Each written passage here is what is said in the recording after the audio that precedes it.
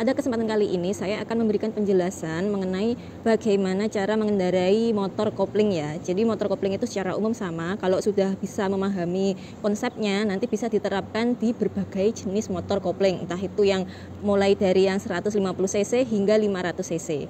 Secara umum itu konsepnya sama kalau sudah bisa memahami dasar-dasarnya ya. Jadi saya mau langsung dinaiki dulu. Untuk mengenali motor kopling itu yang pertama dinaiki dulu. Bagaimana menyeimbangkan agar posisi motornya ini presisi di hadapan Anda. Seberapa tingginya jangkauan kaki itu harus perkenalan dulu seperti ini. Ini untuk permulaan ya.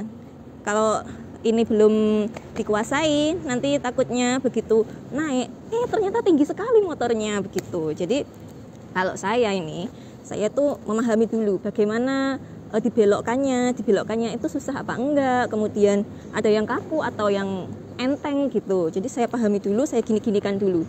Kalau sudah berkenalan seperti ini, saya akan mencari 4 poin penting pada motor kopling, yaitu tuas kopling. Koplingnya seperti ini. Kemudian di sebelah tangan kanan ini ada rem. Ini juga saya rasakan dulu. Seperti ini. Lalu di sini ini percepatannya seberapa jangkauan dari telapak kaki saya seperti ini. Dan kemudian rem ada di kaki sebelah kanan. Lalu dinyalakan dulu ya. Ini jenis motor yang paling mudah untuk dipelajari sebagai pemula kalau menurut saya. Jadi dinyalakan dulu. Kalau motor kopling itu begitu ngeslah gini ya, jangan dikopling. Nanti dol, serot gitu. Seperti itu. Kalau mau masuk ke gigi 1, tuas koplingnya ditarik, diinjak ke depan seperti ini. Ini masuk ke gigi 1. Lalu kalau untuk pemula ya, ini koplingnya itu dilepaskan pelan-pelan aja ya. Jadi kalau untuk pemula ini gasnya ditambah sedikit aja ya, sedikit aja seperti ini. Lalu kopling itu lepaskan secara perlahan dan rasakan ada getaran ret gitu ya. Kalau sudah ada ret, ini gas silahkan ditambahi. Nah kalau sudah jalan nanti koplingnya bisa dilepas. Untuk mengembalikan ke netral, ini dari posisi gigi 1 ya, ini diinjak ke belakang setengah saja, jangan full. Kalau ini gigi 1 ya, kalau diinjak ke belakang full, ini masuk gigi 2. Diinjak full ke depan gigi 1, untuk mengurangi untuk ke netral itu diinjak setengah saja. Ini ada 5 percepatan kalau nggak salah ya. Saya lupa berapa percepatan. Itu kalau mau masukkan ya. Ini di koplingnya ini lo ditarik ditarik sampai mentok. Ini masuk gigi 1, ke belakang ini gigi 2, ketiga, 4, kemudian 5 ya. Tulisan top di indikator itu menunjukkan bahwa ini berada di percepatan yang paling besar ya. Ini tidak bisa ke belakang lagi karena ini sudah mentok. Untuk ke netral lagi, injak ke depan berkali-kali terus sampai nggak bisa ya. Nah ini ke belakang setengah baru netral ya, seperti itu saja. Mudah sekali kan. Biasanya ada motor sport itu yang persnelingnya itu hanya di depan saja, yang belakang ini nggak ada. Itu caranya ya sama, konsepnya sama, ke 1, 2, 3, 4, 5, 6. Jadi sama ya, secara umum itu sama motor kopling nih, yang namanya motor kopling itu sama. Kalau untuk yang persneling 1 itu sama aja. Jadi caranya ini ke gigi 1. Untuk ke gigi 2 gimana kalau ini nggak ada? Digini loh. Dia apa? Diginiin ini. Dicungkit apa ya? Diginiin. Nah itu masuk ke gigi 2. Masuk ke gigi 3, 4, kalau enggak ini keempat, 5, 6. Oh ini ada 6 percepatan. Saya kira 5 percepatan. Ternyata 6 percepatan.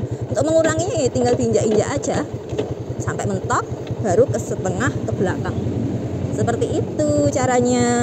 Jadi mudah kan? Silakan dipraktekkan ya. Coba dinyalakan, masalah dulu karena ini akinya tekor. Kemarin nggak saya matikan gini ya sampai semalam, jadi akinya tekor, jadi harus ngeslah dulu. Oke, kelihatan mudah sekali tapi membutuhkan tenaga yang banyak, harus makan kenyang dulu. Ngeslah Satria ini Kalau tenaga cewek loh ya, kalau cowok sih nggak ada apa-apanya, nggak perlu sarapan, masih lemes juga bisa ngesel lah kalau cowok. Nah ini sebelah kiri ini adalah kopling, ini harus ditarik sampai mentok, lalu masuk gigi 1, injak ke depan ya, injak ke depan, dan kasih gas sedikit saja. Jadi gasnya jangan sampai yang kayak gini, gasnya itu yang sedikit saja. Di RPM ini ya, indikatornya ini jarumnya biar naik antara berapa ya, 1,5 sampai 2 RPM nya. Nah sudah cukup segitu di indikatornya. Koplingnya itu dilepaskan perlahan-lahan. Nah bisa jalan kan. Nah seperti itu. Dan kalau berhenti ketika ketika motor itu melambat atau keadaan berhenti, kopling itu harus dicengkram gini ya, harus ditarik sampai mentok. Kalau nggak ditarik sampai mentok, nanti ini apa namanya, motornya bisa mati. Jadi misalkan seperti ini ya, ini keadaan netral, tidak perlu dikopling, ini sudah nggak lari motornya. Ketika masuk gigi 1 misalkan, ini ketika kopling dilepas tanpa gas ditarik, ini nanti motornya akan lompat seperti ini ya. Gigi 2 saya pakai gigi 2. Jadi ini gigi 2. Kalau koplingnya dilepas tanpa gas, yang terjadi seperti apa? Nah, lompat terus mati. Jadi jangan takut ya, bagi pemula jangan takut untuk belajar, dan nanti pasti akan terjadi seperti ini karena belum terbiasa. Sebenarnya menaiki motor kopling itu bukan karena susah ya, itu karena kalian belum terbiasa. Nanti kalau sudah terbiasa dari kaku, susah, aduh kok nggak bisa-bisa, itu karena masih awal, jadi harus telaten, nanti lama-lama akan bisa ya.